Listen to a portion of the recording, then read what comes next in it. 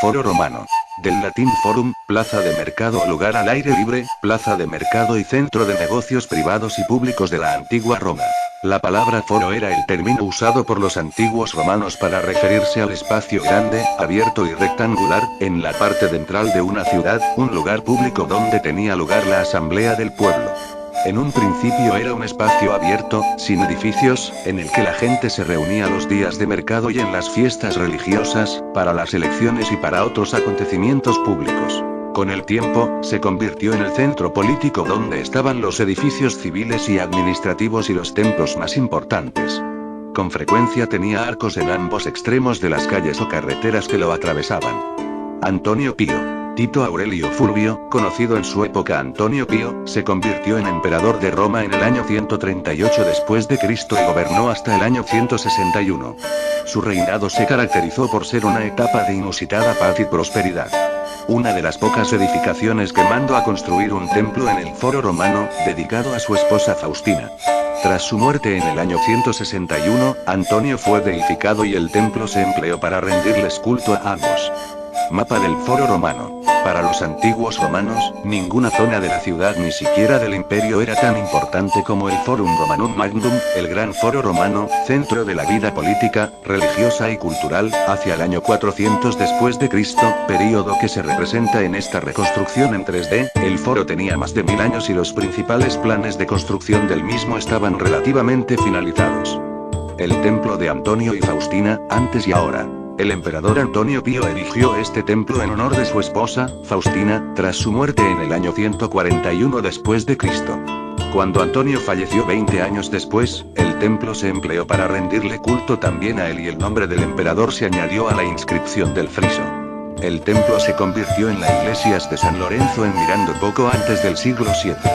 A la iglesia se le añadió una fachada barroca en 1602, que sigue en pie en la actualidad.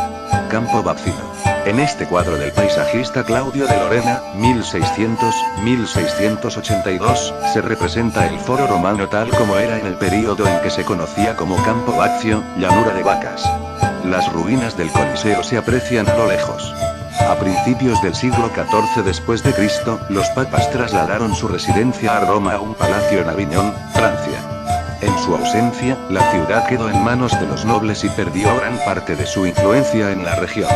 Un biógrafo del Papa Eugenio IV afirmó que a causa de la ausencia del Papa, Roma se ha convertido en un villorio de pastores.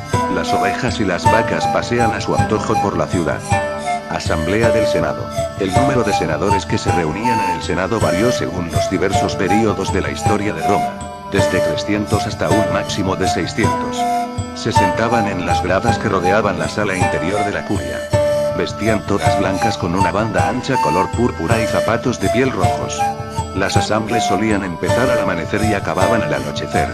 El presidente, que normalmente era el primer cónsul, se sentaba en una silla especial elevada, la sella curulis, situada en la parte más alta del extremo del eje principal del edificio. Durante la Roma imperial, en ocasiones el emperador también presidía el Senado. Desfile triunfal.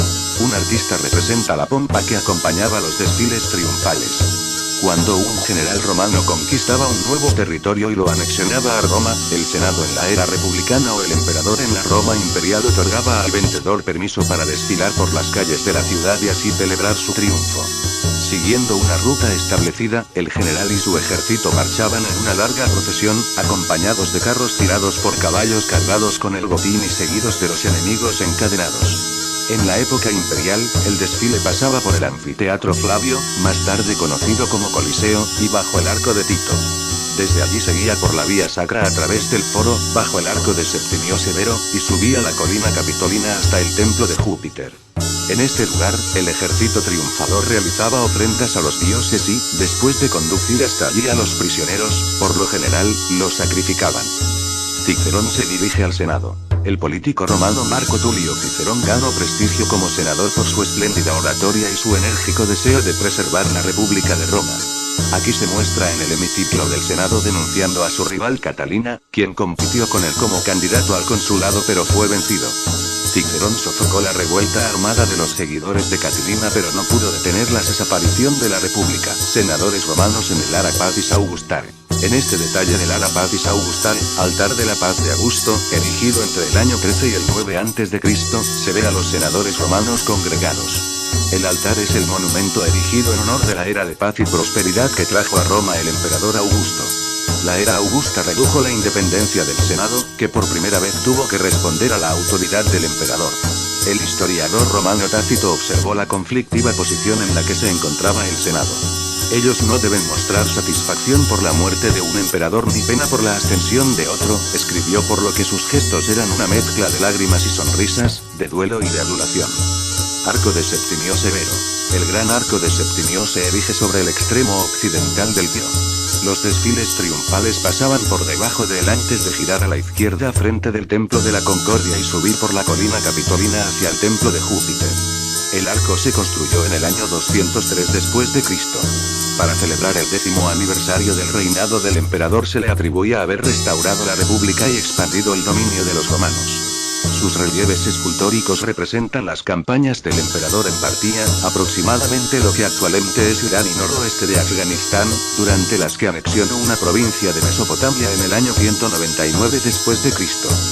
Muchas gracias por ver el documental.